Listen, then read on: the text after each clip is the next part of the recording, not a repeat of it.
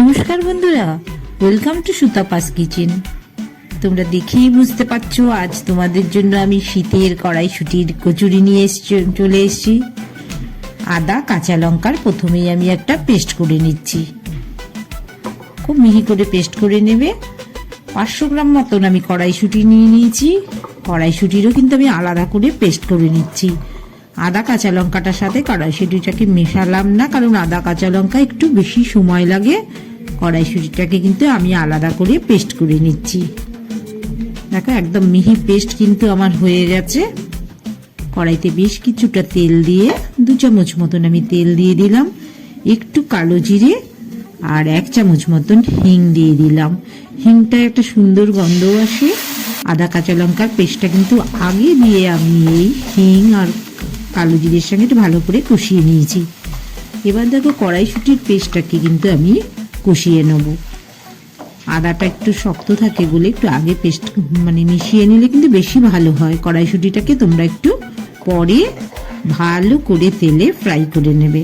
একটু নরম নরম অবস্থায় কিন্তু 1 চামচ মতন আমি বিট নুন, 1/2 চামচ মতন আমি নর্মাল লবণ মিশিয়ে দিলাম। আবারও একটু খুব ভালো করে টেনে টেনে কড়াইশুঁটিটাকে মিক্সচারটাকে আমি একটু ফ্রাই করে নিলাম। 1 চামচ মতন চিনিও মিশিয়ে দিলাম। একটু বাইন্ডিং এর জন্য আমি 2 চামচ মতন ছাতু মিশিয়ে দিলাম।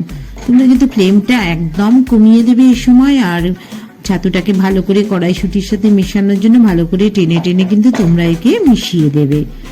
আমার কিন্তু এই কড়াইশুঁটির পেস্টটা কিন্তু রেডি হয়ে গেছে। দেখো আমি একটু হাত দিয়ে টিপে দেখিয়ে দিচ্ছি, আমি কিন্তু একটু নরম নরম রেখেছি। খুব বেশি শক্ত করবে না, তাহলে কিন্তু ভেতরে বড্ড শুকনো শুকনো লাগবে। 2 কাপ মতন আমি ময়দা নিয়ে নিলাম। একটুখানি 1/2 চামচ মতন লবণ মিশিয়ে দিচ্ছি। 1 চামচ ছোট চামচের 1 চামচ মতন চিনিও মিশিয়ে দিলাম। 2 চামচ আমি ঘি একটু মেল্ট করে রেখেছি, ঘিটা মিশিয়ে দিলাম। সুন্দর ফ্লেভার আসবে, একটু মুচমুচেও হবে কড়াইশুঁটিটা। 1 চামচ মতন আমি সাদা তেল মিশিয়ে দিয়েছি।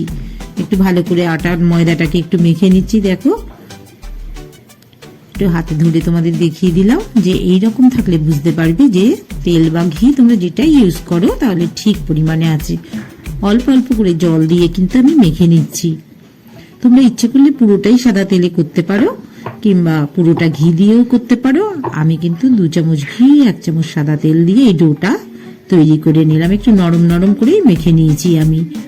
উপরে আবারও কিন্তু এই ছোট চামচের 1 চামচ মতন তেল দিয়ে আমি এটার গায়ে লাগিয়ে রাখছি। ভালো করে ঢেকে কিছু সময়ের জন্য কিন্তু আমি রেখে দিচ্ছি।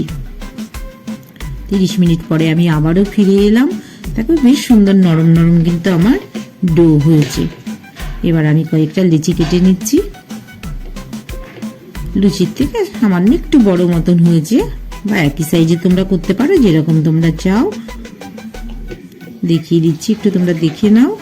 একটা জিনিস মাথায় রাখবে যে সাইড গুলো তোমরা কিন্তু ভালো করে এরকম ভাবে বড় করে নেবে। মাঝখানটা কিন্তু মোটা রাখবে, তাহলে কিন্তু কড়াইশুঁটির পুর একটুও কিন্তু বেরিয়ে আসবে না। এটা কিন্তু একটা ছোট্ট মতন টিপস, তোমরা সবাই ফলো করলে ভালো হবে।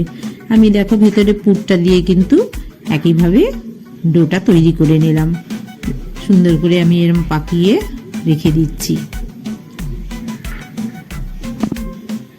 এবার একটু উপর থেকে হালকা করে তেল মাখিয়ে রাখলাম। হালকা হাতে কিন্তু তোমরা বেলবে, খুব বেশি কিন্তু প্রেস করবে না, তাহলে কিন্তু মাঝখান থেকে ফেটে বেরিয়ে যাবে। দেখো আমি কিন্তু খুব আস্তে আস্তে করে বেলে নিচ্ছি। আমার কিন্তু কচুরিগুলো বেলা হয়ে গেছে। এবার তেলটা বেশ গরম হয়ে এসেছে। এবার আমি পরপর করে কচুরিগুলোকে ছেড়ে দিচ্ছি। বেশ ভালো গরম হলে ছেড়ে দেবে। আর যখন দেখবে একটু তেলটা বেশি গরম হয়ে গেছে, অবশ্যই কিন্তু গ্যাসের ফ্লেমটা কমিয়ে দেবে। দেখো সুন্দর ভাজা হয়েছে, ফুলে উঠছে।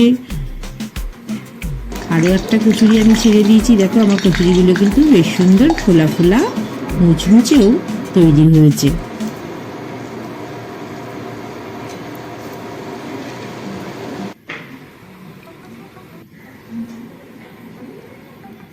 এভাবে কিন্তু তোমরা সবাই কিন্তু সুন্দরভাবে কচুরি তৈরি করতে পারো। তাতে একটা কিন্তু কচুরির মানে পুরটাও কিন্তু বেরিয়ে আসবে না। যেভাবে বললাম সেভাবে তোমরা ফলো করো।